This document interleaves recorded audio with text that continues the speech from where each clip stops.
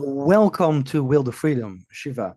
Shiva Ayudari, you are an independent presidential candidate. You're running to become the next president in the 2024 elections. Is that correct? Now, I think you also have a novum because you are one of the first independent candidates that was not born in the US, but still is eligible to become president. Is that also correct?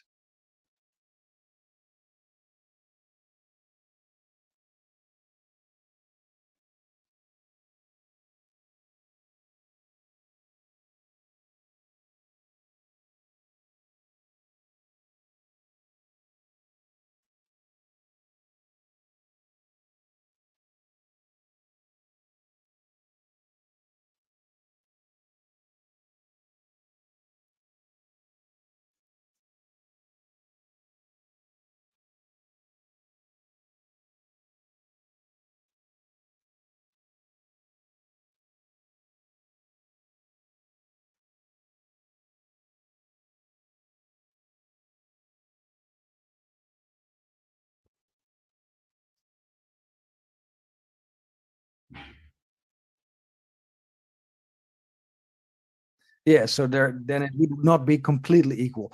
And I would say a few hundred years ago, there were multiple presidents that were not born in the US. One of them is Van Buren. He was born in the Netherlands, and he started the Democratic Party, by the way.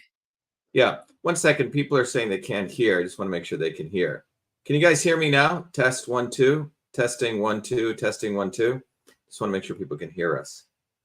Sure. Yeah. So people should I can be able hear to you loud and clear.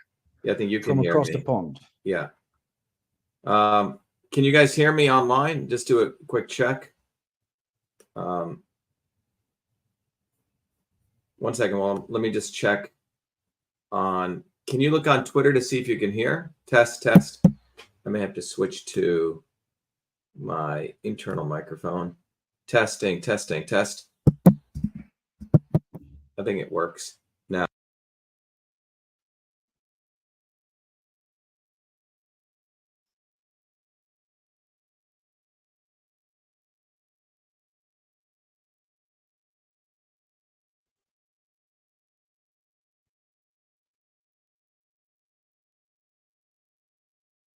Good. And otherwise, we record this, so we can always put it.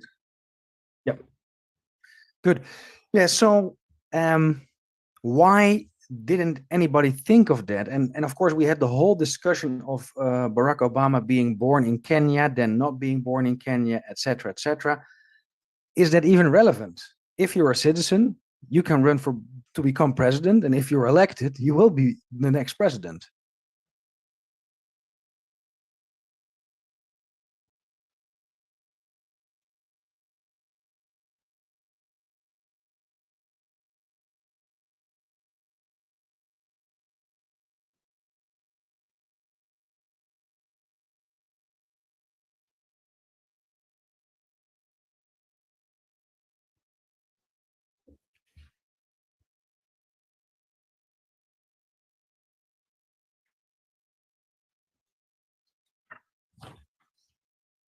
Mm-hmm.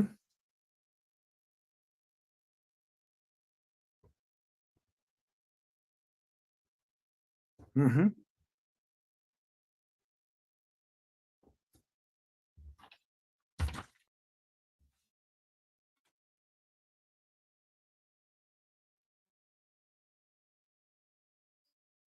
Sure.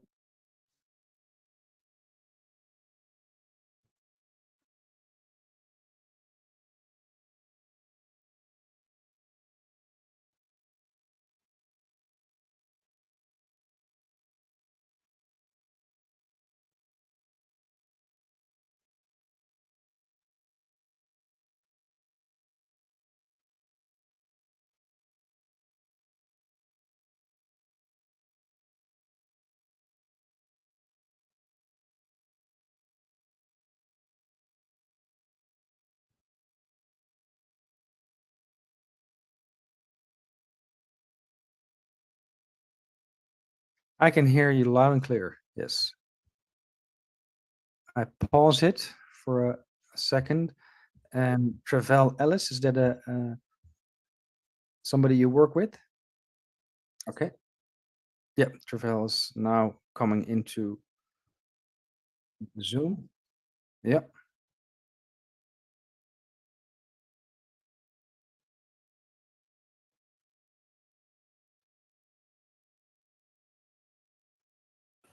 Yes, Dr. Shiva, I can do that for you.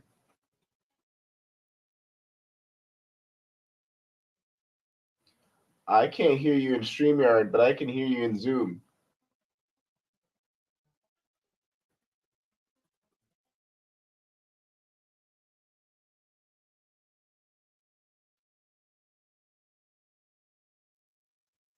Yep. You share the window from StreamYard, okay? Okay, so I'm going to leave StreamYard and stay here until you say you can hear it on StreamYard, okay? So hold on. I'm in. All right. Sorry about So that. I hid the screen of Trey, so he can stay in and. Yeah, and then he'll just go into gallery. Trey, you're still there, right?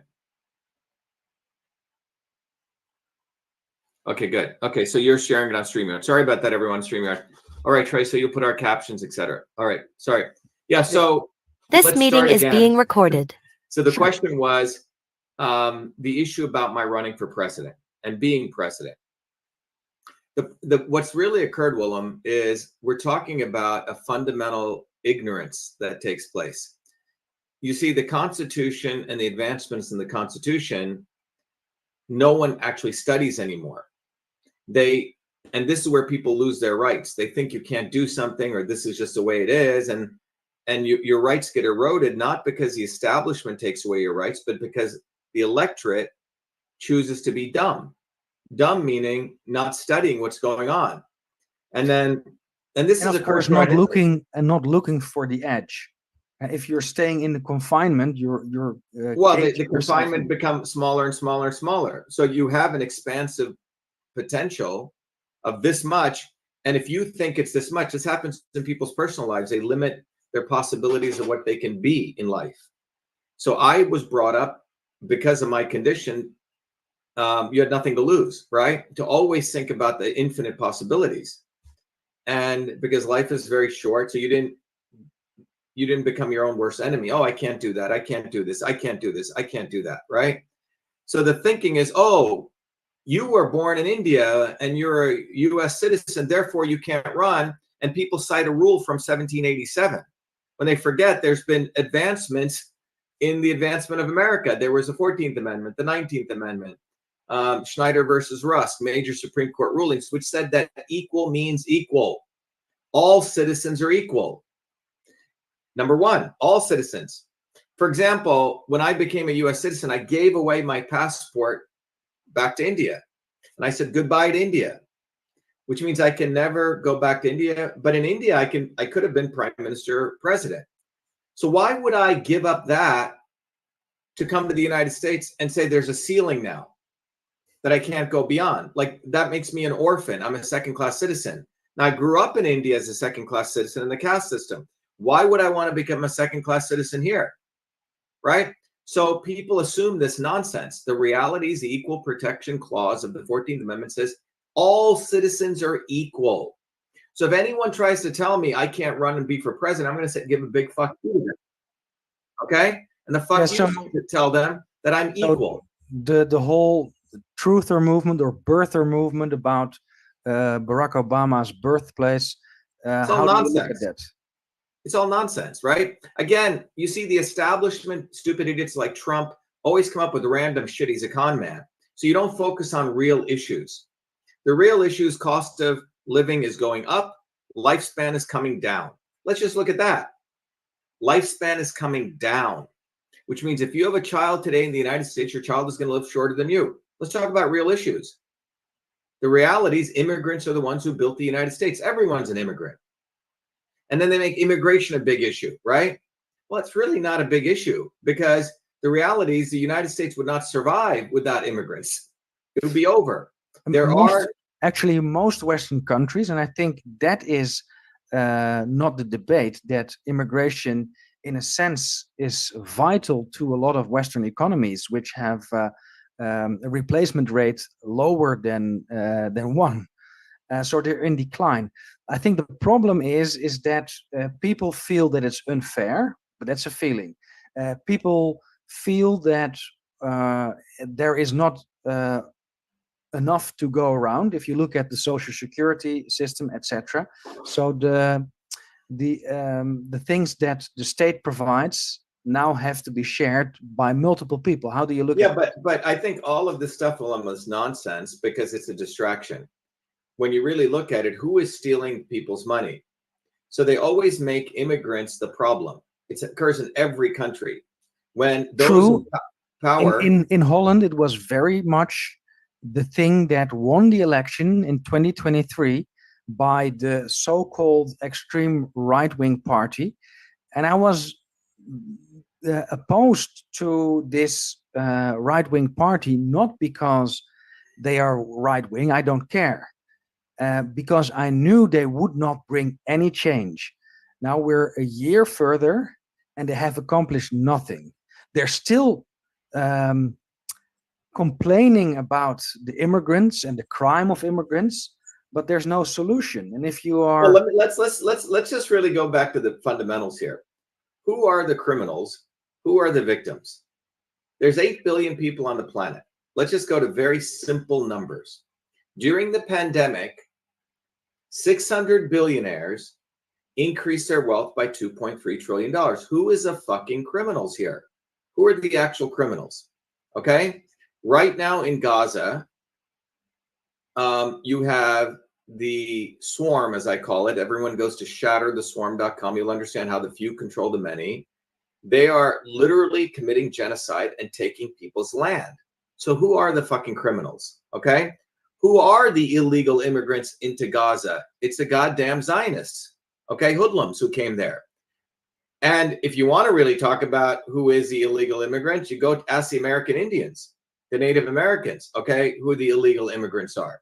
I mean, where do you want to take this? The reality is the following, that none of these issues are the issue of immigration. When the Italians came here, they said, oh, the Italians are smelly people. They're the problem. Or the Irish are bad. And then it was the Polish. So always blaming someone else is a way that the establishment divides up the working class, immigrants and nativists, right? And it's called nativism. Nativism is no different than racism. It's no different than sexism. Nativism is, oh, we were here first. You're bad. Okay? So this is all nonsense. When you really go look at the reality of the economics here, cost of living has been going up. Lifespan has been coming down. Let's talk about that. And that has nothing to do, in fact, immigrants are the ones who created America. People came from the Mayflower immigrants. People who built the United States were immigrants in the 1700s. All right. But I think two things. So a lot of people think in scarcity, and we, of course, do not agree. But unfortunately, the majority of voters thinks that way, and that's why they are so gullible to constantly choose for a bad candidate. Well, and then there's. Well, I don't think that's true. I think what it is, I don't think that's true. I think what's happened is, first of all, elections are selections. Okay. Absolutely. So we have to step back from this. Most people that I meet, having lived in the United States since 1970, most of our movement are white people who support me. Mm-hmm. Okay. Most hardworking American people are not racist. They're not nativists. This concept of this nativism is shoved down people's throats, okay, through constant bombardment in the media. So we have to remove these statements because they're not true, actually. When you actually look at the observationally, people of all races actually do get along. So you have to shove down people's throat this concept, and then you have to make it an issue. So if you bombard it enough in the media, exactly. So it becomes an issue. It becomes the thing that polarizes, right? That sets us against each other. However, it is a tried and proven method by anybody in power. Just push in a group that has zero rights and zero political power and blame them for everything that goes wrong, and then they are off the hook. So always look at the people in power. Unfortunately, that does not happen, or not often. Right. So, but this is just a standard operating thing that our movement educates people on, right? So if you have an internal problem and your economy is not doing well, you go start a war with somebody else. Okay. So people just need to smarten up. And our movement continually explains this to people, that the essence of advancement of truth, freedom, health is we, the people, across all religions, across all races, working people, need to unite. But we don't want to unite with the swarm, you say? We're not into fake unity. We're not into uniting with people who are scumbags. So there are people, when you start exposing them, they say, oh, Dr. Shiva is splintering us. Yeah, I do want to splinter you guys away from us. But the unity here is of people who believe in a common set of shared principles. So there is a relentless process of the establishment to divide people. I mean, and particularly working people. So it's like watching a sports game, right? Pepsi versus Coke, or Yankees versus Dodgers, right? And so, I mean, why are these elections 48% to 48%? They're so close. They're not that close. The reality is they're excluding all the dark matter of people who don't even bother voting, and who don't even get a chance to get real candidates.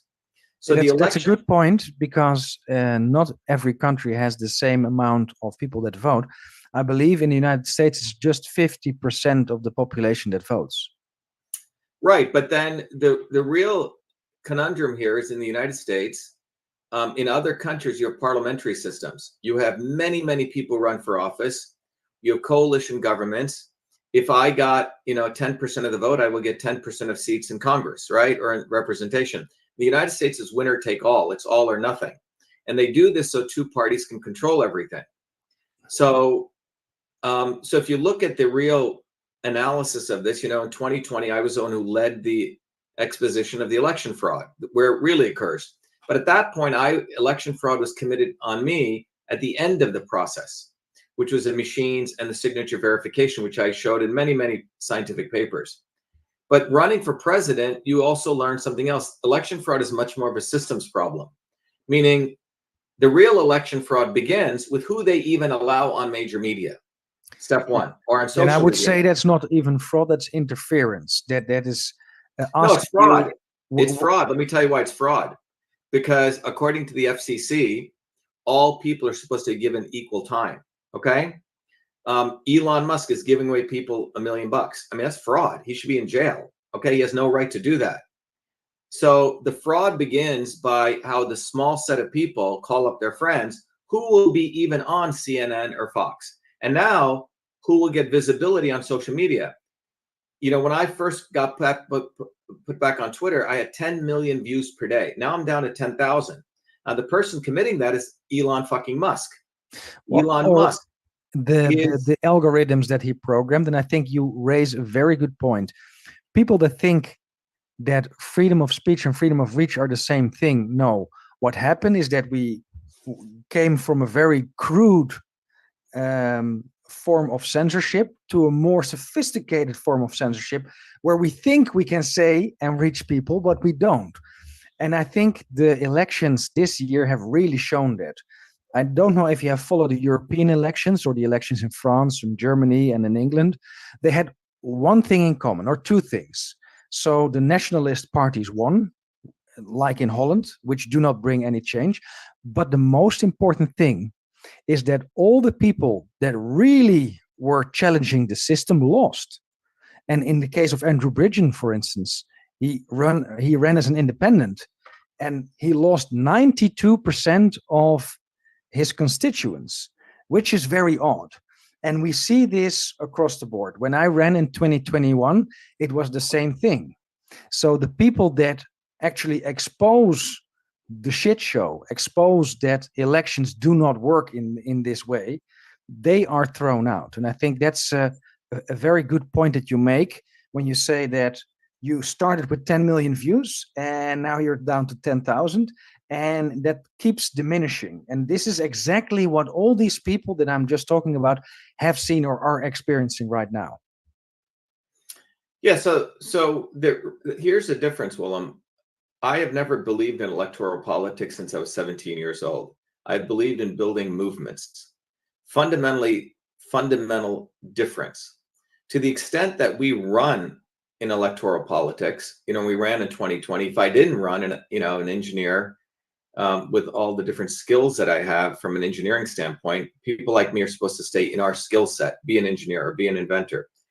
But because I ran and because we built a movement, we exposed so much in 2018 and we exposed more in 2020.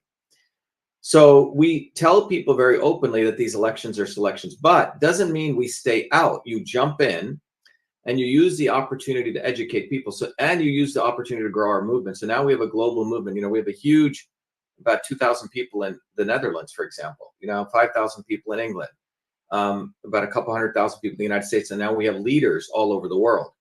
So as we jump in and we fight, the important thing is to keep fighting. As we fight, we expose, and that exposition educates more people to want to fight and build a bottoms-up movement. So you can't win in you can't lose at this. You say? So we redefine what winning is. Winning is not winning their elections, because we're never going to win their elections. But we win by the fact, look in the United States, we got on the ballot in nearly every state with less than $100,000. Booby fucking Kennedy was a complete fucking swarm creature, raised $20 million and he pocketed it, okay? He supports the genocide in Gaza. He is all for vaccination of all Americans. And I must say, so a lot of people, my viewers as well, were very enthusiastic about Kennedy turning independent. And now they're moderately enthusiastic about him joining the Trump team. But to me, it was very disingenuous that he actually supports Israel, which is clearly a violation of so many international laws. So I feel that people like Kennedy, which have definitely more integrity than most of the selected. No, Willem, you got to stop candidates. there. You got to time out. I want to say something about Kennedy. I'm getting to the point. Yeah, but it's not true though. He actually has worse integrity. Maybe, but my point is that what I see is that people who want to run in the system and want to gain influence via the system sell out their soul. No, because but how can you support? But you got to take a step back here. This is why movements fail, and this is a fundamental difference. In Europe, we had many people thinking Kennedy was somebody. I've known this guy for many years at a personal level too. Okay, so let's just stop right here, because this is why people in Europe have gotten fucked, and throughout the world. This is what we teach at Truth, Freedom, Health. Here's the fundamental mechanics, and I hope your viewers, including yourself, really get this. Otherwise, people are going to keep making mistakes. Now, I understood this nearly 40 years ago when I was 17 years old. It's a fundamental physics. Kennedy is a fucking scumbag. He will tell you to your face. Let me finish. I need to finish this. Okay. You need to really listen. Okay.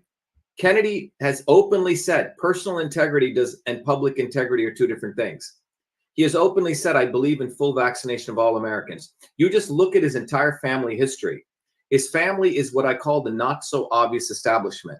His uncle is the one who created the 1962 Vaccination Act. His other uncle, Ted Kennedy, is the one who ensured that pharmaceutical companies were relieved of any type of indemnity. So you have to really understand what Kennedy is. He's a fucking scumbag, always has been. His entire life. He got into Harvard by simply writing his name. He never did a fucking thesis. He had someone else write his thesis. The entire Kennedy history is fiction. So the establishment has two heads. And throughout history, the establishment has two heads. The one head is the one you can easily attack at. Okay, George Bush, Hillary Clinton, blah, blah, blah, the British in India. However, the establishment is much smarter. So they dupe people like, unfortunately, yourself, who think that these other people are better. I will let you make your point, and then I'll... But I have to make this point, because this is why movements don't grow, because people think Kennedy has integrity. He has no fucking integrity. In fact, I would argue that he has worse integrity than George Bush, because you at least know George Bush is a snake. So the establishment has two wings, the two heads. One is the obvious head, which you can attack easily. And they get all the young people and activists saying, oh my God, Bush is bad, da, da, da, da, da. But they have the not so obvious establishment, which is also created.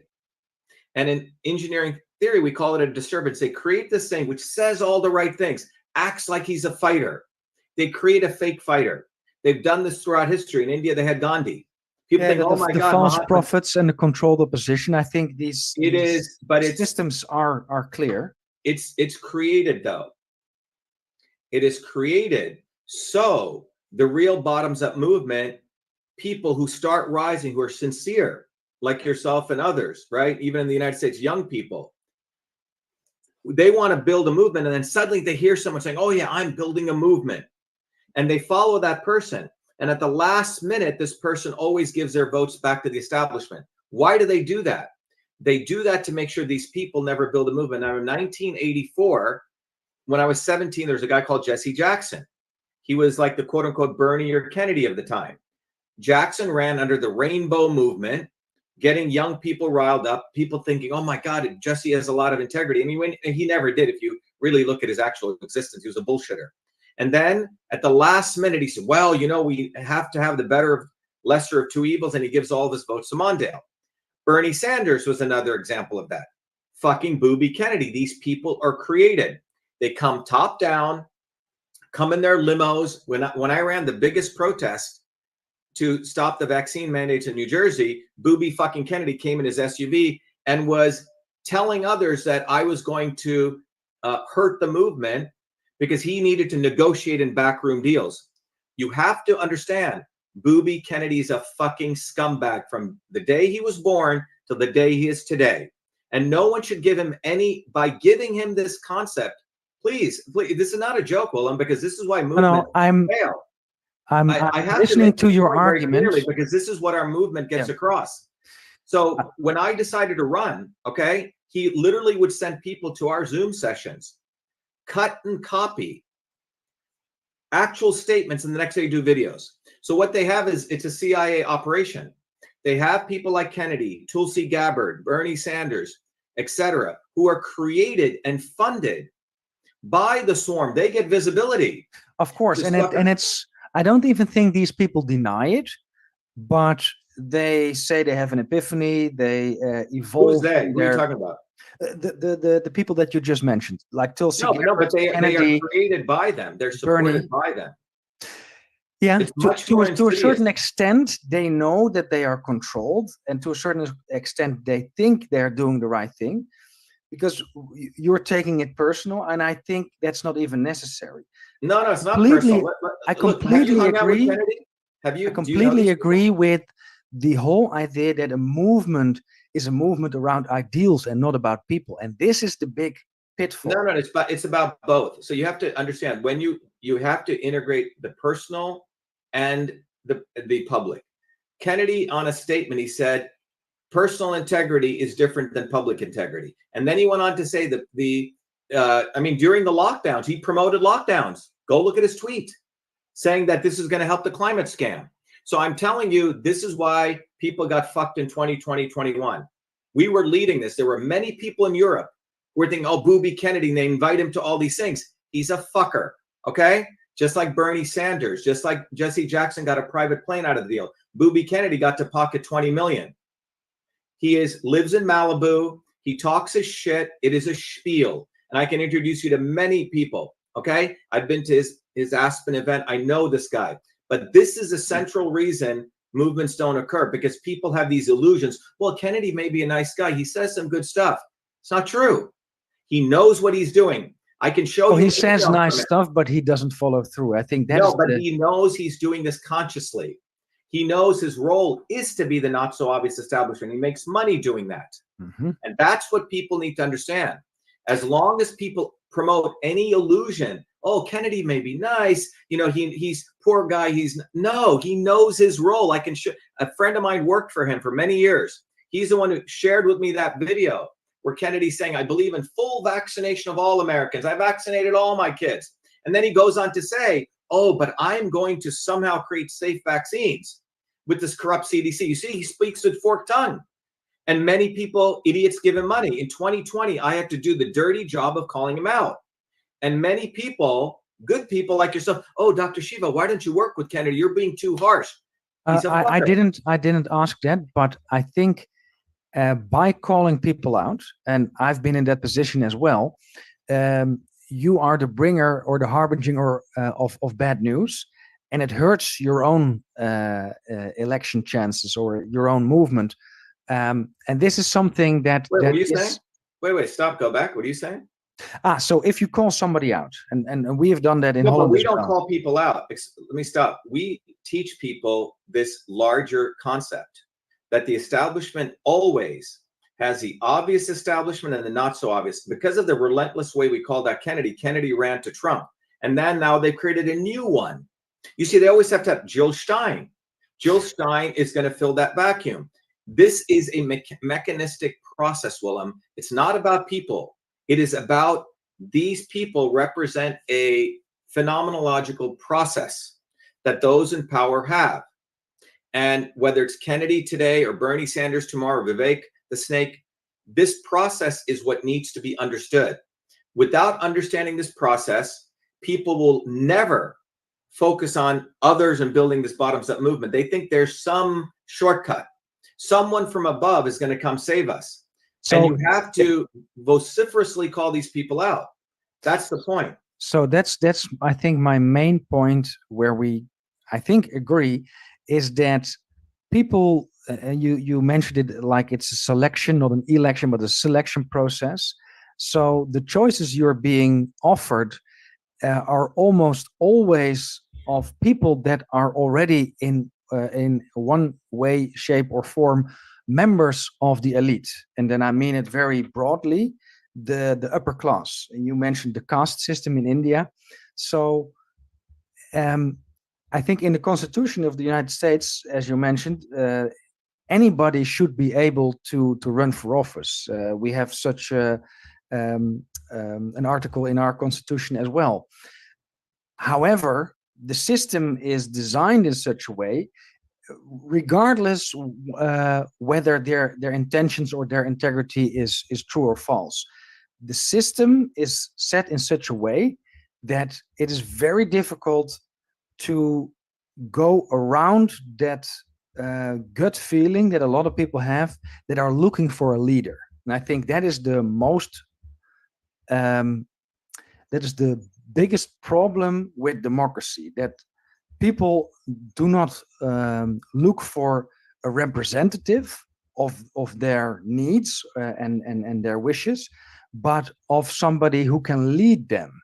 And when people do not understand that they have to lead themselves and that they have to hold anybody in elected office accountable, then of course democracy will constantly fall back to a selection process where the elite rigs the game. Yeah, look, the entire base of our movement, we've handed out probably 10 million cards now. Our cards say save yourself. And if you want to save yourself, join this movement because we're going to teach you how to fight. Very different concept, okay? Versus saying, vote for me and I'm going to save you. It's very different. And if you look at all the videos I've done, and if you go on our streams, you'll see all of our leaders throughout the country. All these people are learning bottoms up, but they're understanding the mechanics. Again, getting the central mechanics that the reason that suffering has continued is because the so-called activists keep looking to people like Kennedy and they absolve them. Those people are the real snakes and they must be eviscerated and to give power back to the people. So if you look back, 2020 is a great learning opportunity. Go look at March of 2020. Just go look at that. And you can see a leader bottoms up. There will be leaders bottoms up, but are they from our leaders, guys like me who come from below, or are they anointed top down? Kennedy's anointed, okay? The Kennedys. Yeah, very horrible family, a bunch of mafia thugs, okay? You could even say that about Trump. Of course, he is not. Of course, Trump, Kennedy, Trump, the Bidens, Kamala Harris, all of these people are anointed top down. They would not have they wouldn't ever be on TV. They didn't work their butt off. They didn't create anything. They didn't make anything. They didn't create jobs. They just were anointed. Trump was a consummate con man, anointed.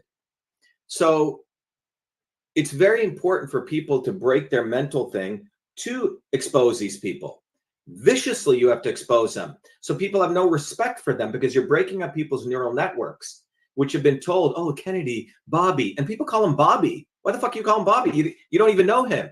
You see the way the psychological manipulation takes place. People are Bernie, come on. The guy's never held a job. A friend of mine, a very close friend of mine, worked for him for 2 years. Very smart woman, neuroscientist. She said, oh, Shiva, you're always criticizing people. Bernie's going to fight the establishment. I said, Bernie is going to sell you out on the floor of the Democratic Convention. Okay? We had a similar discussion. He goes, no, you're being too hard on him.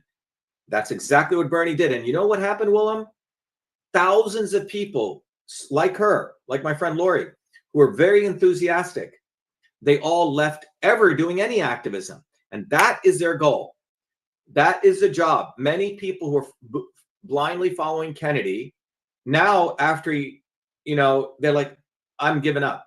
And that's what they want to do. They take the best people who are kind-hearted, but they don't understand this very important dynamic. And that's why I'm repeating this. Kennedy is the snake. It's easy to see a George Bush. It's easy to see a Dick Cheney. People like Kennedy. Tulsi Gabbard, another fucking piece of shit. She said, oh yeah, I'm against a military-industrial complex. She was all out for invading Iraq after 9/11. She was all out for bombing the shit out of Gaza. So these people are created. I'm fine with calling out people and showing their double morals or standards or evolving points of view, but I don't think that we necessarily have to call them names, but just very clearly. Why shouldn't you call them names? Well, why should we? Because I'll tell you why. Because what you're doing is these people. Why you would call that to anyone else? People. No, I would not swear to anybody. Have been programmed, Willem, to give these people respect. The amount of trillions of dollars or billions that the Kennedy family has spent to create this brand, you have no idea. Or the Trump brand, or the Kamala Harris brand. These people overnight get massive amounts of funding, unimaginable funding. And that funding goes into TV advertising, stories, to manipulate people's brain. And it is very important. For example, it came out naturally. I said, all of the presidential candidates are Zionist cocksuckers. Now, why did I say that? It came out very naturally because growing up where I did in New Jersey, that's how people talk about people. Everyday people are not so diplomatic.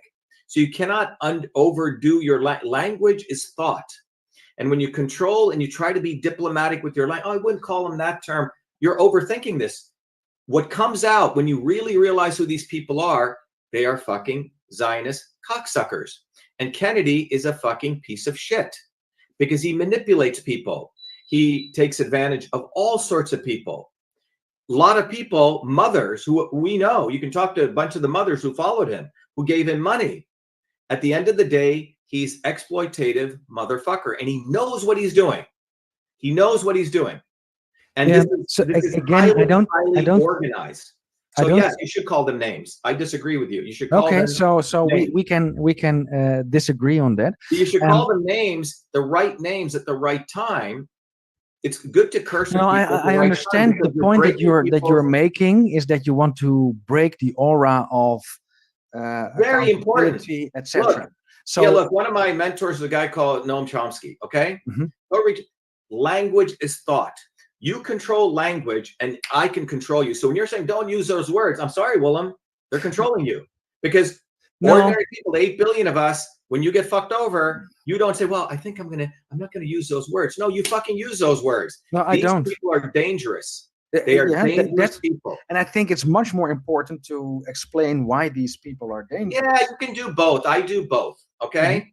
But don't underestimate the power of words and calling these people names because people are ready for that. That Zionist cocksucker video, it got 100 million views. It probably got 1 billion because internally, you cannot suppress the natural anger of people. That is wrong. That's what politicians do. That's what the liberal left has done. Well, they're actually using it to steer, to make you choose against one candidate and in effect for the other one. I'll give you another example. In 1984, you may remember the South African anti-apartheid movement was explosively growing. I was a student activist on campus. Many of the large universities, MIT, Harvard, had hundreds of millions of dollars invested in racist South Africa. And when those movements came up, again, you'll see the same thing. You had the obvious establishment, some students saying, oh, no, we're helping the blacks by sending them money.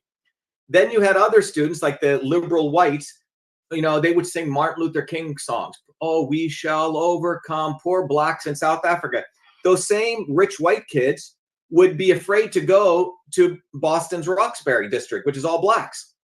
Then there was us, the revolutionary movement. We said, look, if we're going to talk about apartheid in South Africa, let's also talk about apartheid right here on campus, where the black, poor whites and poor black workers are not even given proper health insurance. So when we did the anti-apartheid movement, we also fought for their rights. You see, we united it.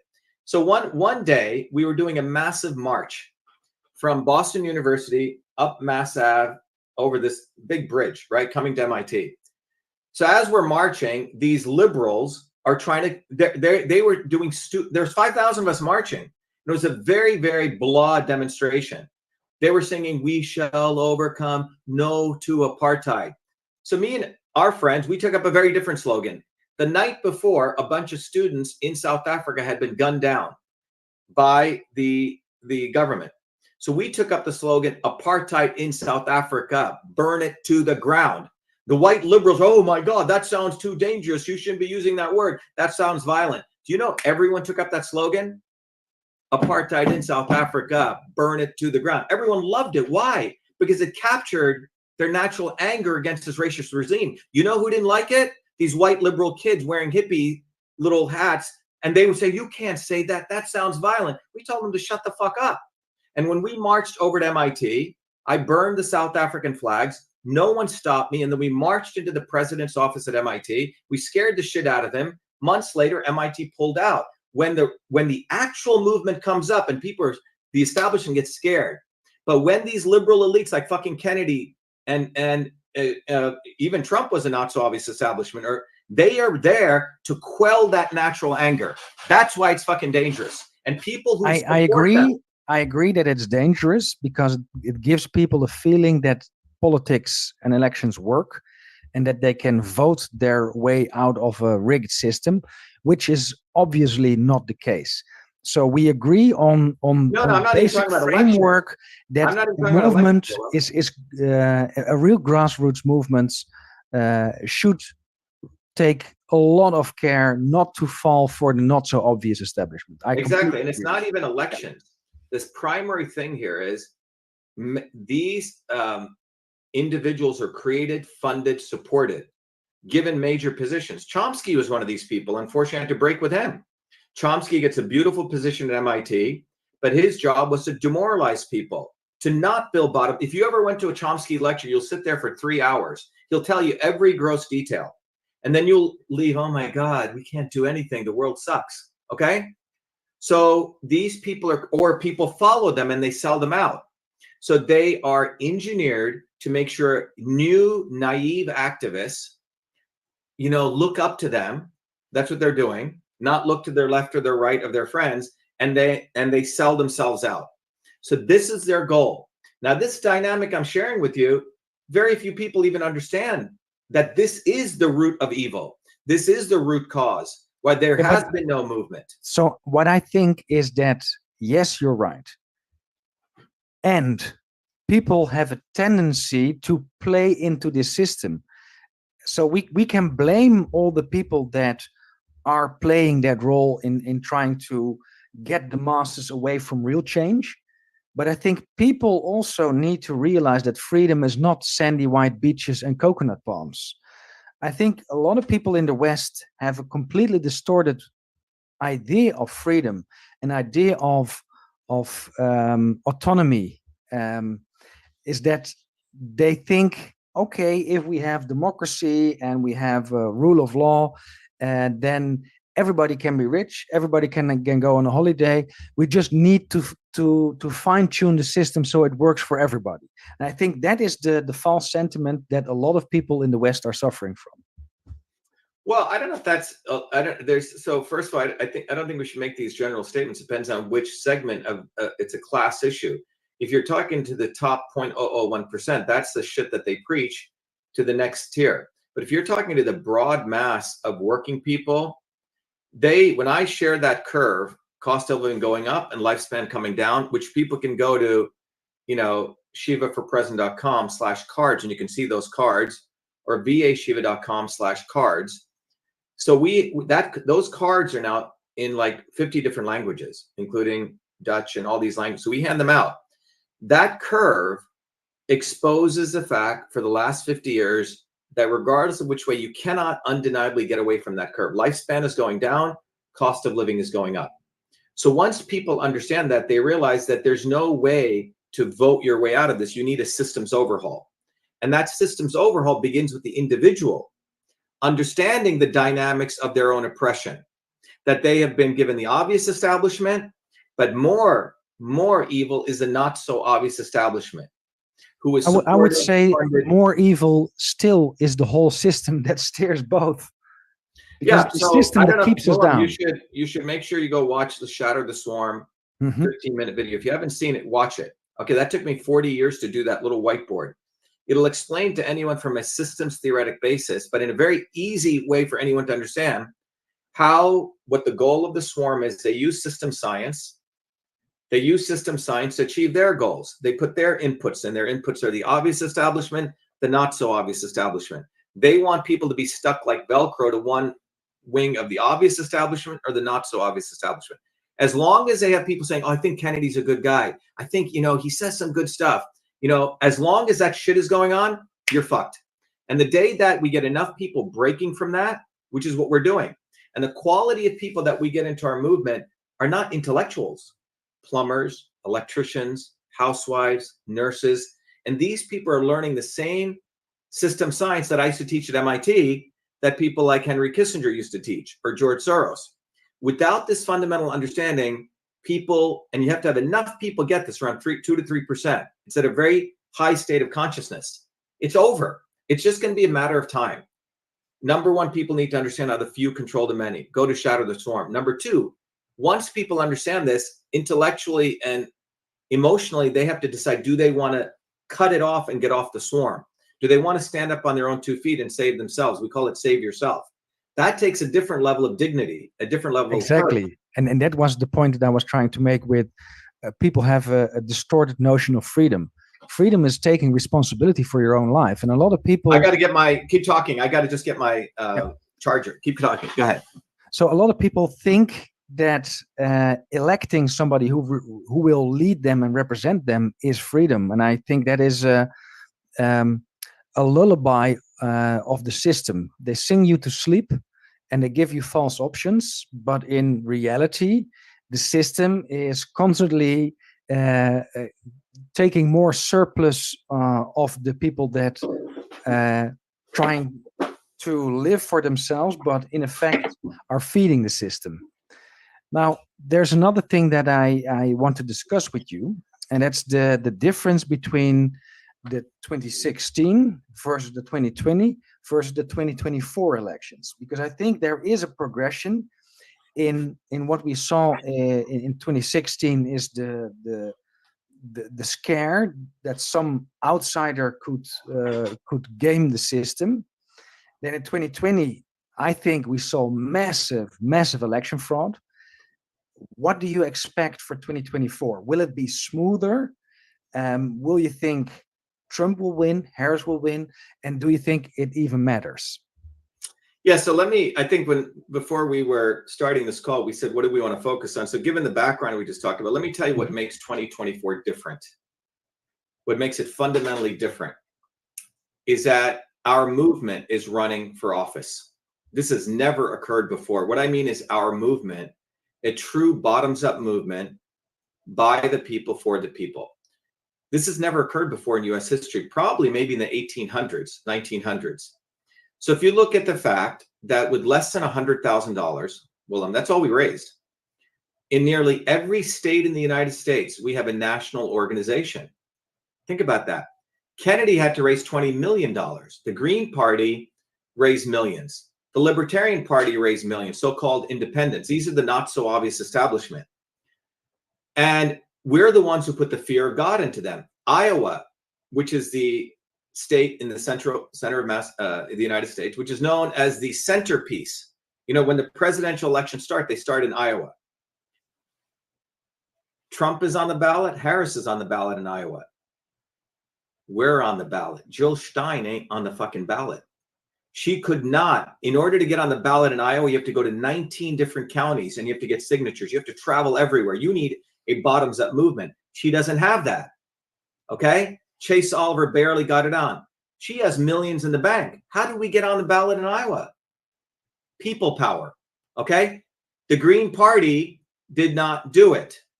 This is quite important to understand. Massachusetts, you have to get 20,000 signatures from 350 towns. We're on the ballot here, okay? A number of those independent parties who've been around for 100 years didn't get on the ballot, okay? We are now on the ballot in nearly every state where people can write us in. They can write in Dr.SHIVA, because in the United States, we have an electoral system. You have to have electors in every state. In order to get electors, you need an organization to do that. The important thing is, well, we did it without money, okay? And in 5 states, they threw us off the ballot, even though we legitimately got on the ballot. New Jersey, Wisconsin, Nebraska, Tennessee, okay? And one other state, it'll come to me, okay?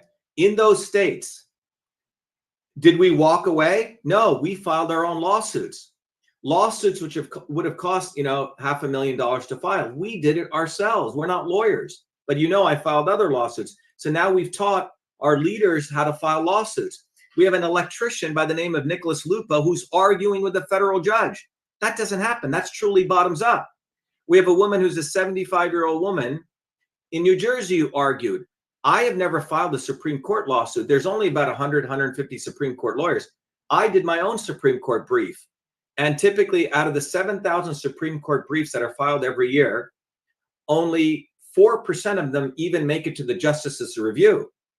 96% gets thrown out. And then out of that, 1% makes it. Guess what? We just found out yesterday, day before, our lawsuit is going to be heard in conference. That's huge. That would have cost $5 million to do. Do you understand that we are doing this with zero money, but with our own knowledge, and it's being done by ordinary people? Typically you have your team of lawyers. The state of New Jersey has 2,022 lawyers. There's only me and a couple of people. So think about what we're doing. And so what's different is, Trump wanted me to be part of his thing, and I've met with him multiple times, right? But we don't sell out to all these people. Very different than Booby Kennedy. He tried to make a deal with Kamala Harris. She told him to fuck off. Then he went and did a deal with, God knows how much money he's getting for this, okay? These two candidates, Trump and Harris, have raised billions, 15 billion. We raised 100K. And if you go look on Reuters, you'll see Trump, Harris, Dr.SHIVA Ayyadurai. They don't want to give us that visibility, so we fuck them in many ways. Every state we got on the ballot, millions of people at least see our name, okay? And then when they go check that out, they see a movement. And then when they see the movement, they see not only me, but all these people who are doing short videos. So that is what this movement's about. And we're doing this globally. So this is what I've always wanted to do my entire life, because my central principle I figured out when I was 18 years old was that they do not want us to build a true bottoms-up movement where we get intellectually educated. We build our own community. We fight. That's what makes this election so different. Reince Priebus, who was Trump's former chief of staff, he's on the board of a friend of mine's company. When he heard I was running, he said, oh, this is going to be very disruptive. So the only thing they have to do now is to act as I don't exist. There's no Dr.SHIVA. Oh, really? We got 500 million people who know about us. So the level of manipulation they're doing, not even attacking us, but to make us invisible. So you have the swarm, one winged as Trump with Elon Musk, Vivek the Snake, fucker Carlson, right? Acting as like though they're anti-establishment. And over here, they have Kamala Harris being presented as a new, brown-skinned woman who's a woman for all seasons. Well, she's a Brahmin. She's never worked a day in her life. When I was in New Jersey mowing lawns and playing baseball growing up as a kid, She was in Montreal, you know. Can you say Brahman, just for the viewers? So Brahman is one of the highest castes. The highest caste. In fact, the Tamil Brahmin is the highest of the high. Okay? It was her ancestors who would spit on my mother. She went to the well, calling her like the N-word. Okay? So you have to understand that you look at my skin color and hers, it looks the same. But you know what? I represent the 99% of people in India. For that matter, the 95% of people in the United States who come bottoms up. So this is the problem they have. So they have to make me invisible. They have to attempt. But this is why we go on the ground. The future is offline. If you go to Netherlands, you'll see people handing out cards. If you go to England, if you go to the United States, we have people getting on the ground, having conversations. We have our own infrastructure to the extent, you know, they let me tweet once in a while on Twitter, whatever they do, but we're constantly attacking Musk. Okay? You know, Clayton Morris of Redacted, when I got back on Twitter, he asked Musk, hey, Dr.SHIVA is going to expose a backdoor portal into Twitter, Elon. Are you going to do anything? And he acted dumb. Oh, well, I didn't know about that, right? He hasn't done That's impossible. We also did a lot of freedom of information requests and court cases, these escalation channels. Also for the viewers, these are portals where civil servants can log in and take out accounts. This is well documented. So I was the first victim of that as a U.S. Senate candidate in 2020. I had to file my own lawsuit. And this is in 2020, we exposed it. And then they did the limited hangout. Kennedy tried to take credit for my thing, okay? He didn't do shit. In fact, he came to our lawsuits, okay? Elon Musk waited, fucker cross, and this is called the CIA limited hangout. The reality occurs, then they try to own the story, and then they try to squash it. And that's what they did. The problem is our movement's here. I'm still alive, and we keep exposing them. So that is what's different. You typically have the left wing and the right wing, and then the other dimension, you have the obvious establishment and the not so obvious establishment. Well, we exist now. We're exposing all these people. So we have to have these difficult conversations. Again, don't take it personally. We have to say, hey, Willem, no, Kennedy's a piece of shit. We have to tell them that. And that typically never took place. So I understand that this is your way of communicating, and that's fine. I want to compliment you on a thing that we had in our conversation we had 4 years ago. You talked about fascism. Fascism, explaining like, but when corporations and government work together, that's actually the school book definition of fascism. And at that moment, I thought like, maybe people will be put off by calling it fascist. And I have come to the conclusion that you are right. That I think is really important to call a spade a spade.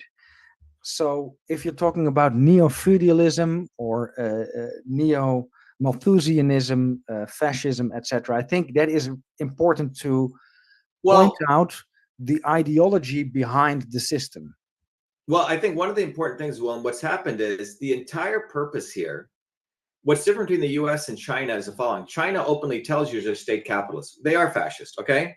The Communist Party has the leaders of government and the leaders of these corporations to one. The United States tries to give this illusion as though there's a Chinese wall separating government and these major companies, right? But they just do it a different way through an intermediary called lobbyists, and they have a rotating process, okay? But however, they can't even hide this anymore. And Elon Musk is the epitome of this. Where government begins and Elon Musk ends, nobody knows. Starlink just got a $2 billion grant from Pentagon to put up spy satellites. Now, if the government did that, we could sue the government. So this is the difference with the government, because the First Amendment would protect us.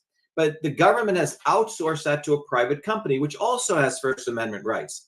So they've laundered surveillance, they've laundered censorship to private companies. And this is what they're doing with social media. This is what they're doing with banks. This is what they're doing with pharmaceuticals. Everything. Yes. Everything. So if the government attempted to silence speech, you have protection. If the government opened your letter in the US, you can sue them, okay? But now social media companies are opening all your mail, email.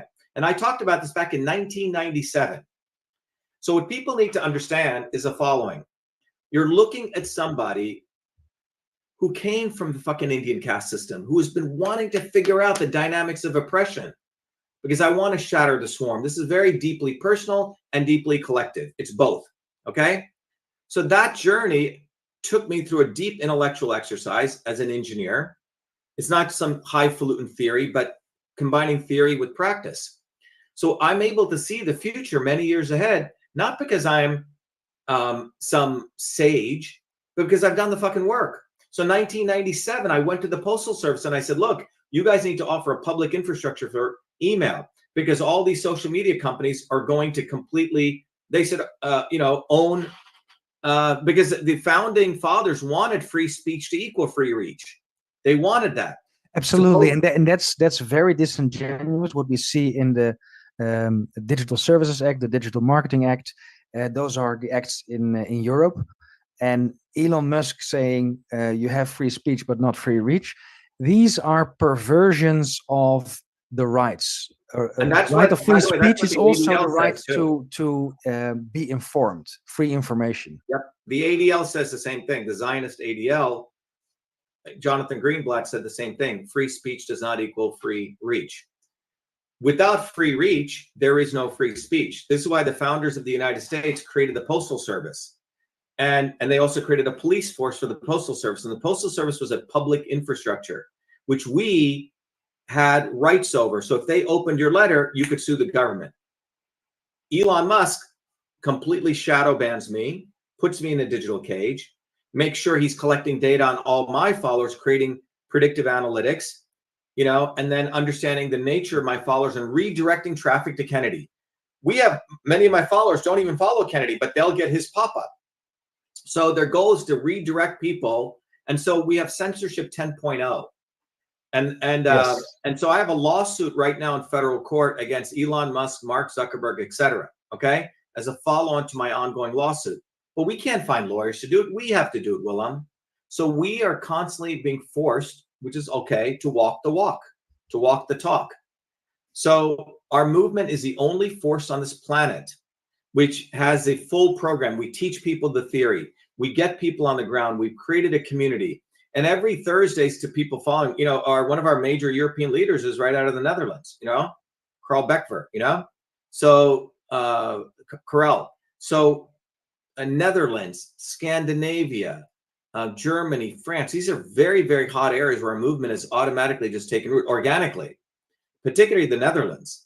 And it's fascinating to watch because the quality of people that, again, he's a farmer, another woman's a teacher, a civil engineer, all these people have full-time jobs and they do this. No one in our movement, is running Children's Health Defense Fund with a $10 million budget, talking about helping children over here, meanwhile fine with killing children in Gaza. There's no contradictions like this. And that's why I would say 2024 is so different, because you can literally now go online and you'll see our name up there, a true bottoms-up movement. Whether we get 1 vote or 10 votes or 20 votes, the issue is that we've created a bottoms-up movement. We're explaining to people these concepts. We're giving people inspiration that it's not about who wins the election. It's about you. Are you raising your consciousness when you vote for me or you decide to write me in?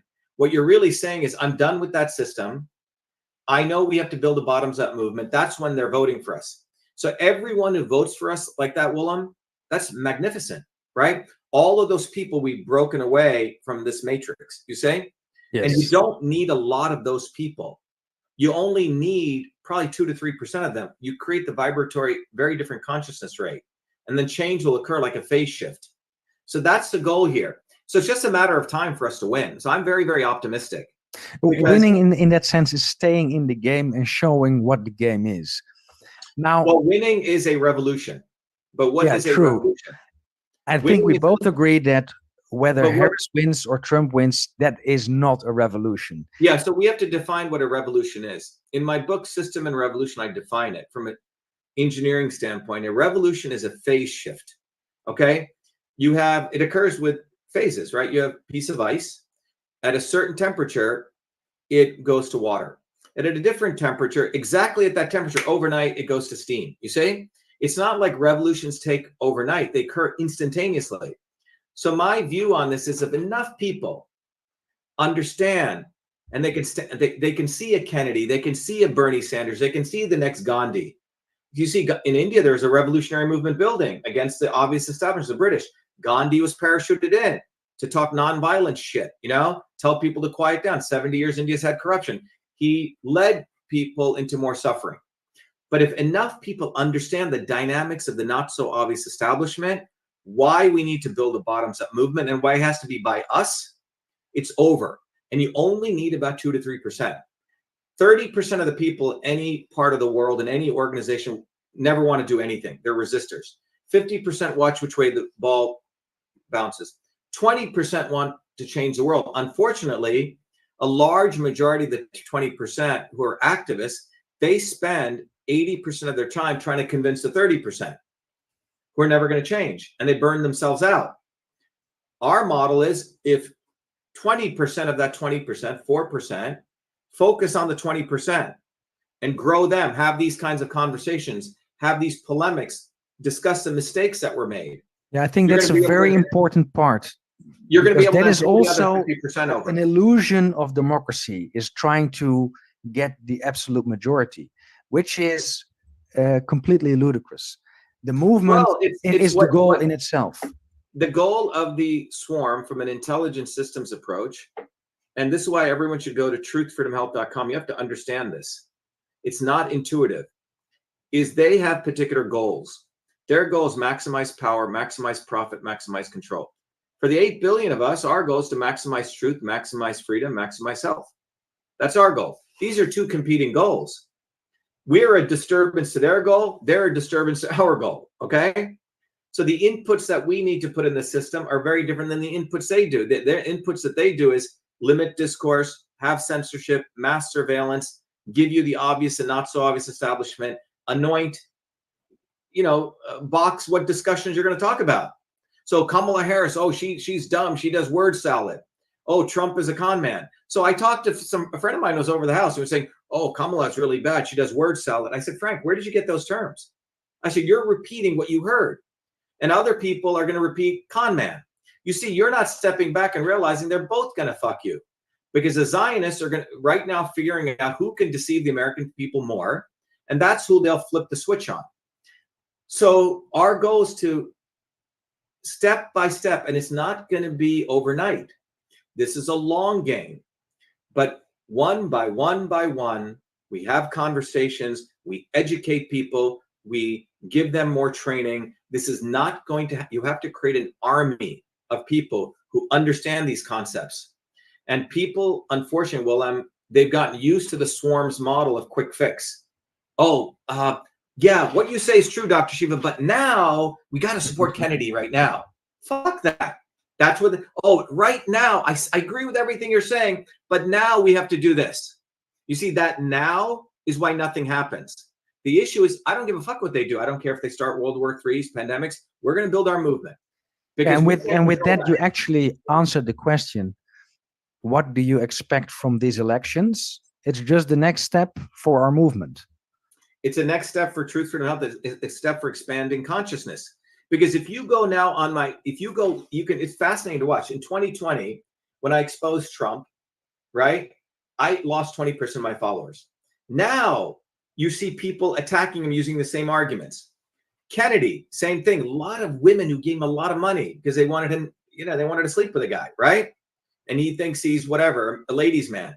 Many of those women come to us, Dr. Shiva, you were so right. I gave $25,000 to Kennedy. I went to his thing. I saw how he separated people. The guy's a fucking loon, okay? People are seeing through his duplicity. People are also raising their standards, Willem. They're realizing, why am I lowering my standards? Like, why am I accepting contradictions? How can I say that he wants to take poison out of kids' food, but he's okay poisoning kids in Gaza? Like, how can you accept that? You see? So we're forcing people to put a mirror to themselves. It's not about Kennedy. It's not about me. It's about the individual. Why are you accepting low standards? Why are you accepting, the guy is telling to your face, personal integrity and public integrity are two different things. Really? That means you can beat your wife, but you can act like a great guy outside. That's okay. That's what he's telling you. So your society that you're going to create is going to have that kind of leaders. Your leaders reflect your consciousness. So if you have people like that, you're going to be like that. You're going to one day tell your own kids, oh, you can be like this, but outside be like this. Okay? Don't be straight, right? Talk a certain way. Be diplomatic, because you'll get ahead. And every time you make these compromises in life, you're actually becoming a slave. And so our goal is get people off the plantations. We say, go to Shatter the Swarm. Go watch that 15-minute video. Go watch all the little course videos we've done free to understand why you must get off the plantation. Now it gets scary for people. Holy shit, I'm alone. I guess I can't trust Kennedy. I can't trust Tulsi Gabbard. I can't trust the left. What do I do? Well, that means you have to build a community to build a movement. So that's where I think it's a sense of fear, Willem, because people want a quick fix. And they don't want to be left out or left alone. These are the childhood traumas. Yes. So so that's why I keep saying it's personal and it's collective.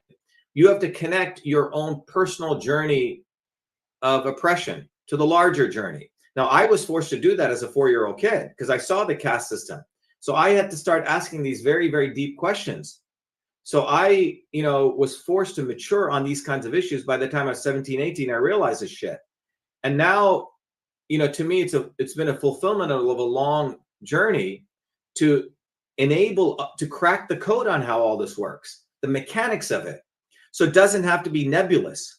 So it's like, okay, first you do this, first understand the few control, now go study this, now go, no one's ever had that before, like a clear path to your own liberation.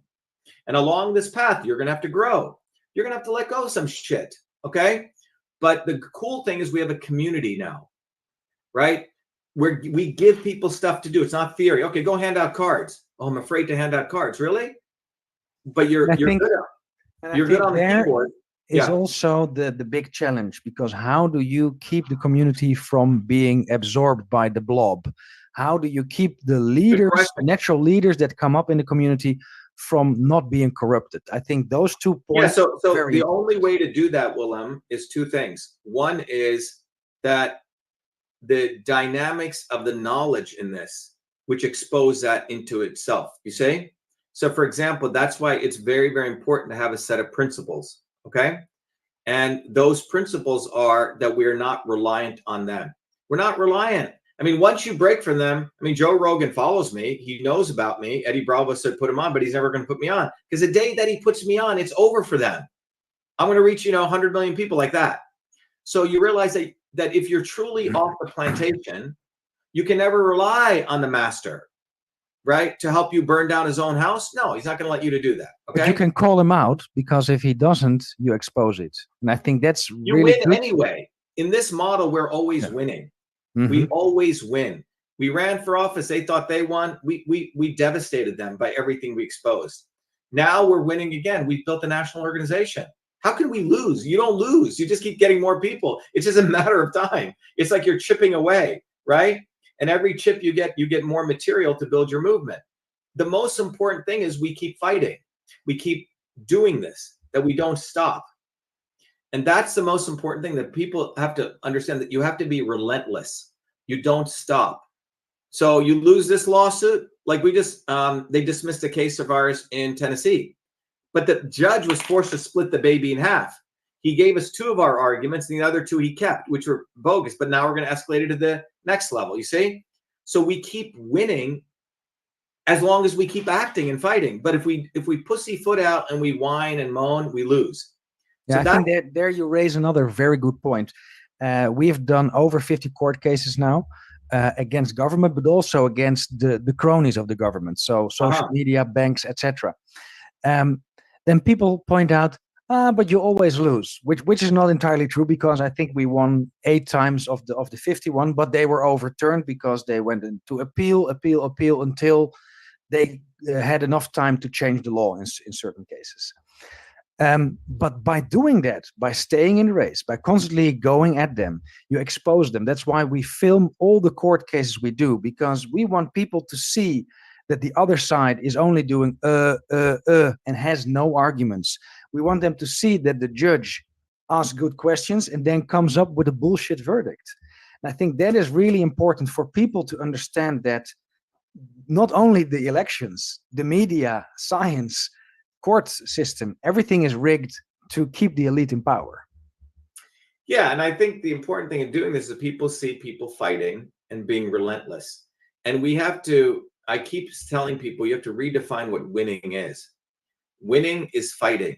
Losing is inactivity, where you're sitting on the sidelines of being entertained. The entire model of the Western advertising model of Edward Bernays was to get people making everything a soundbite and people being entertained. That's the goal. So if you're sitting on the sidelines on keyboard all day, just yapping, but you're not jumping in and fighting, actually doing the work, then you're basically a house slave. You're being used. So this is the state of consciousness we're flipping people over to. Now, some people, it's too hard for them, right? Because they want to have a savior. And they will have to go through their journey. So we tell people, you know, we'll get people defending Trump. We say, good, go. Yeah, we'll give you a recommendation. Go join Trump's campaign. Go do that for 5 years. And then you're going to wake up and you're going to realize how you got screwed. So the goal here is we identify those people who get it intellectually in their guts, but they don't have the knowledge to learn how to frame all of that. So it's like you find someone who's, I keep saying, a very good baseball player. He could throw the ball, but he never got any training, right? He's got raw talent. So we have that infrastructure to give people training. So, and then with that, now you've created an individual with a very high state of consciousness. They can lead people. It's like you've created a nuclear physicist, you know, who knows how to split the atom versus someone just burning down 100,000 trees, right? To get the same energy. So that's what the process is. It has to be very deliberate. It has to be organized. There's not going to be any, revolution is not spontaneous. Revolution is organized. It's not just poof, it just appears because we're all good people. The anarcho-syndicalists don't get this right. You know, you have to deliberately organize it. You have to have your own leaders, but from below. It has to be based on merit. Who did the work? Not based on Kennedy name or Trump name or this kind of shit. So we're going after all those very, very archaic frameworks. And you have to be very careful because a swarm is everywhere. They manipulate you in many different levels. So you're constantly doing a certain level of self-criticism or self-questioning, right? So again, it's a deeply personal thing and it's also collective, and both work together. They go back and forth. So the revolution creates the revolutionary, you know? So you have to do the work. Great thoughts. And with that, I think we come to an end. Do you have a message for the people in the Netherlands?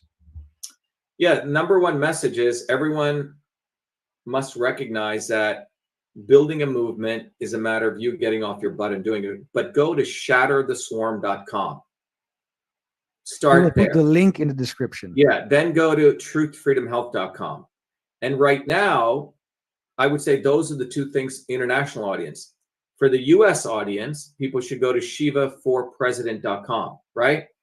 But Shiva for President, you know, from a community level is powered by Truth Freedom Health, which is a global movement, which is about educating people on this process. Our goal is to raise consciousness, not like, you know, meditative consciousness, right? Because that's very isolated type of consciousness, sitting under a tree and having your Kundalini raised, right?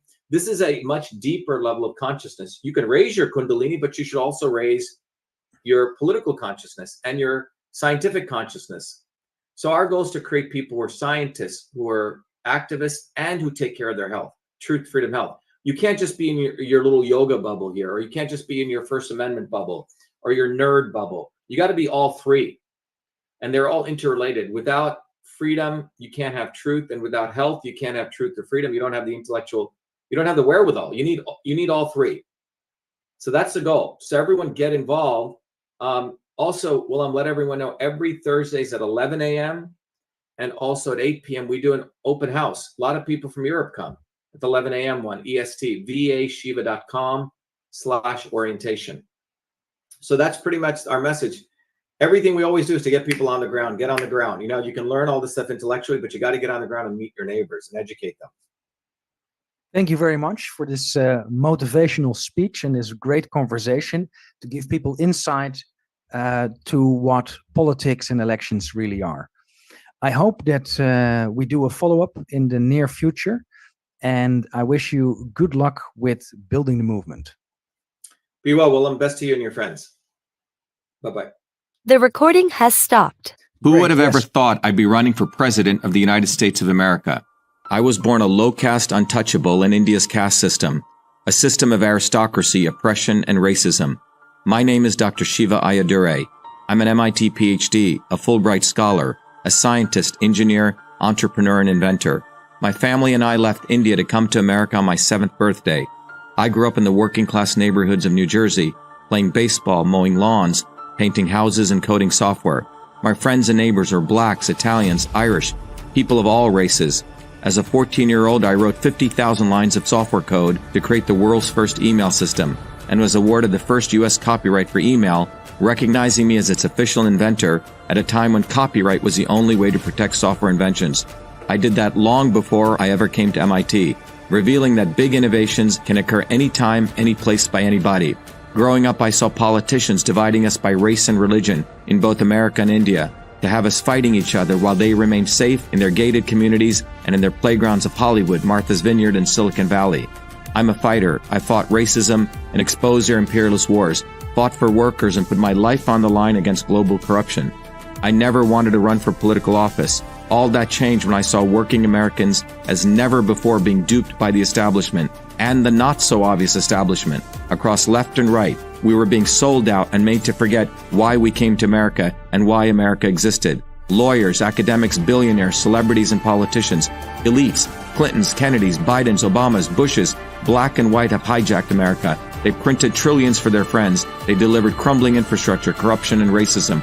They've transferred trillions to themselves, dividing black and white, fear-mongering, and fake science. Lockdowns and censorship, dirty air, food, and water, pushing drugs upon us, making us sicker. We've been sold out. One set of rules for them and another for us. We deserve a warrior with a history of courage in putting everything on the line for you, who believes in you, not them, who has created a movement bottoms up for truth, freedom, health. I've exposed their lies at the right time, never waiting until it was popular. I've exposed their false gods who exist to lead you back to them. I've exposed their fake science of lockdowns and masking and provided you solutions to fight them and win and protect your immune system, saving millions. I exposed Fauci, galvanized the Fire Fauci campaign when others remained silent. When they stole our election, we sued the government and Twitter in our historic 2020 federal lawsuit, exposing in bare view the government and big tech censorship infrastructure, the unholy alliance between government and social media companies. Where was Elon and his grifters? They stood by the sidelines and did nothing. They did not use their megaphones to help us when it could have made a big difference. Now our movement grows for truth, freedom, health, independent of all of them. Every day, millions are learning the science of systems, the knowledge the elites do not want you to have, so you may learn how to think, stand up, and fight, independent of the establishment of left and right and their fake heroes. Now it's time for you to join the movement, to win back America, to win back truth, win back freedom, win back your health. That's why I'm running for President of the United States. This race is about you. This race is about truth, freedom, health versus power, profit, control. We've had enough. They think we'll fall in line and vote again for their lawyers, celebrities, billionaires, and chosen ones from above. We choose our heroes from below, from the rank and file, who do what is right at the right time, not when it's convenient and popular. They can never represent us. What America needs is a movement by the working people, for the working people, who are educated, organized, decentralized, and fight for independence from their systems of control. And that movement exists. It's ready for you. We don't need them. We need us to go bottoms up, neighbor to neighbor. My journey, your journey are all the same. It's our time. It's time we had one of us. It's time to win back truth, freedom, health, to win back America. Be part of this historic movement all the way to our victory on November 5th, 2024. If you're an American citizen, pledge your vote now for Dr. Shiva Ayyadurai, the independent candidate for U.S. President. No matter where you live, you can be a part of this. Volunteer as little as 20 minutes a day. Don't delay. This is Dr. Shiva Ayyadurai, and I approve this message, paid for by Dr. Shiva for President. We have allowed our country to be taken over from within, and the end goal is you will have a homogenized world where we will become slaves, because there is a condition among the elites that really thinks they're better than you, deep down inside them, that you don't deserve the freedoms you have. They don't. This reality is what people need to wake up to, and we need to all unite, working people. There's only one movement that can do that. And that is the movement that we started creating here in Massachusetts, the movement for truth, freedom, and health. Look, I've been a student of politics since I was a 4-year-old kid, studying revolutionary movements, left wing, right wing. There's a physics, there's a nuclear science to destroying the establishment. To build a bridge, you need to understand Newton's equation. You need to understand the laws of gravity. You need to understand Poisson's ratio. There is a way to build a revolution. And that's why I put this together. My goal is to train an army of truth, freedom, and health leaders. We don't need followers like social media. We need leaders, but they need training because the educational system does not teach them history, nothing. So in 3 hours, that's what I've started doing. That's the solution. We got to train people. First, with understanding what a system is, the dynamics of all systems that affect nature. The second is understanding the interconnection between truth, freedom, and health. Freedom is the ability to move freely, communicate freely, talk freely. Without freedom, you cannot convert ideas, hypothesis into truth, which is science. And without freedom, you can't really get to truth. And without truth, you make up fake problems and fake solutions, which means you destroy our health. And without health, which is the infrastructure of us and our body, you can't fight for freedom. Truth, freedom, health. Third concept is it has to be bottoms up. Working people, people who work uniting. And what the right wing has done is whenever you say working people unite, that must be communist. Meanwhile, they've let the Democrats run unions, which suppress workers. Completely corrupt. But when you look at the arc of American history, it's been when working people came up. We need to go local. Every solution I'm coming up with as a part of this movement, we're giving the science, which is the truth, and then we tell people what they can do on the ground. Like with election fraud, you don't need to wait for some lawyer. Our goal is to train people to go local, to go local, to go local, fight locally. Forget lawyers, forget politicians, forget celebrities. You've got to learn politics, and there is a science to it. They lock us down, we should be ready to shut them down. And the fourth part of this principle is the not so obvious establishment. So when you look at a system, there's always something that disturbs you from getting to your goal. Well, the biggest disturbance is the not so obvious establishment, which are those people who claim they're for you, on the left and the right. The Al Sharptons who tell black people I'm for you. The Tucker Carlsons. Do you think any true anti-establishment person will ever be on Fox or CNN? I don't think so. They both mislead working people back into the establishment. Without this solid understanding of political physics and theory, you're screwed. You're going to follow on the left wing, Bernie Sanders. Oh, he said something. Or Robert Kennedy. Scumbags. Or you're going to follow some right-wing talk show host. They're not going to lead us to liberation. It's us. We're building a bottoms-up movement, and that political physics, it's a nuclear science of change. Bottoms up. We have to organize to understand that there is people who talk a good game and then look at what they actually do, left and right. I'm sorry, Sean Hannity may say some good things, but I don't see the urgency in his voice to get something done, and it can only come when you weaponize yourself with the right knowledge. You need to be able to identify a rat. You know, Christ didn't go after the Romans, right? It was the Pharisees and the Sadducees who screwed him up. His own quote-unquote people. And that's where we're at. So these four concepts I've built into a curriculum where people can go to truthfreedomhealth.com, and it's an educational program. We need to train people in political theory. You need to have physics, and I've created that curriculum. People need to get educated. We need to get educated fast. And within a half an hour, I can teach people. 2 years of MIT control systems, I teach people those concepts. Then I apply it, anyone can understand it. And then you say, oh, I got to build a bottoms-up movement. They have to get politically astute, and then they have to go locally and act, not sit there on social media. They have to act locally, defy locally, do civil obedience locally, but with knowledge on how to build a movement. Now, the Senate campaign's expanded to the movement for truth, freedom, and health, and they can find it on truthfreedomhealth.com. So people can sign in, they can get access to a bunch of videos. If they want to take a course and become a Truth, Freedom, Health leader, I offer a full scholarship there. But we want people to make a commitment that they'll study, that they'll get certified, that they'll go do activities on the ground. So go to truthfreedomhealth.com.